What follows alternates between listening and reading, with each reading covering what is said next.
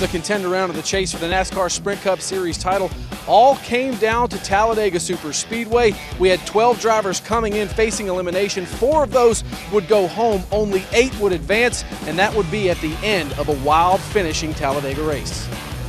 Jeff Gordon was your Coors Light pole sitter for his final Superspeedway race, but it was another Hendrick Motorsports machine that shot to the front as the Talladega Spring Race winner, Dale Earnhardt Jr., quickly took the lead, knowing he all but needed to win to advance. During the first round of green flag pit stops, Dale Jr. slid his tires getting onto pit road, altering the strategy to take only 2. As a result, when things cycled through, Jimmie Johnson was the leader, but the real drama was between the 20 of Matt Kenseth and the 22 of Joey Logano. Logano cuts in front of Kenseth getting onto pit road, and they make contact. Afterwards, Kenseth was not impressed with the incident.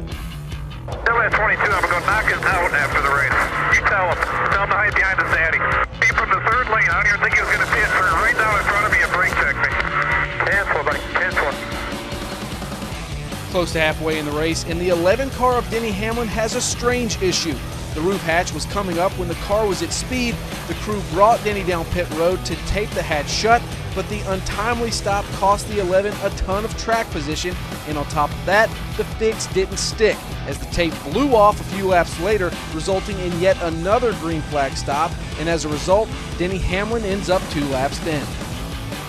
Lap 122, more trouble for Dale Earnhardt Jr. Too many men over the wall resulted in a pass-through penalty.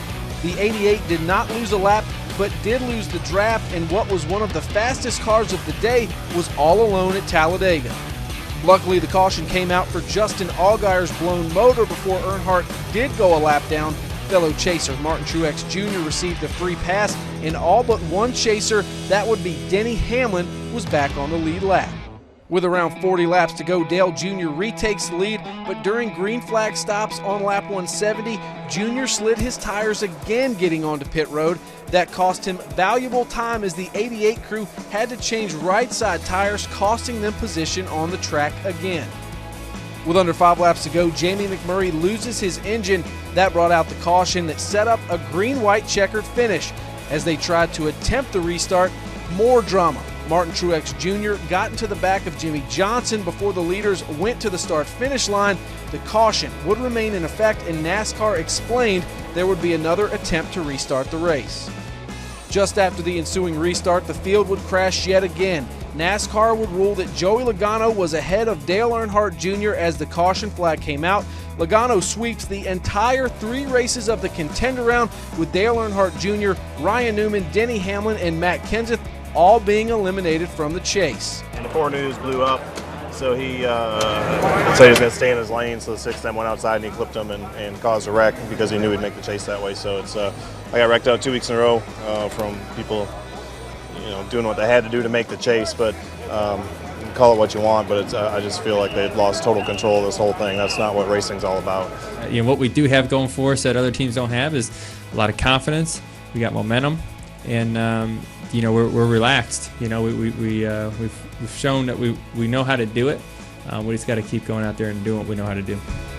After the race, both Denny Hamlin and Matt Kenseth were critical of Kevin Harvick, saying he caused the wreck to advance. NASCAR Vice Chairman Mike Helton says at this time there is no evidence Harvick did anything wrong. Yeah, obviously there's some of the teams that questioned what the 4-car did on the restarts, and we went back and walked through with them, but procedurally from NASCAR, we don't see anything there that is of suspect so far. Well, how much longer do we review it, Mike? We haven't seen anything. Only thing I mean about so far is I've been around long enough to know that something could crawl out of the woodwork the next 24 hours or so. That's it. Next week, the Sprint Cup Series heads to NASCAR's shortest track, Martinsville Speedway, for the first race in the Eliminator round, and you can bet those 8 drivers will be fighting for a win, because if they get a win, they're guaranteed a spot in the Championship 4 at Homestead in a few weeks. For NASCAR.com, I'm Jonathan Merriman.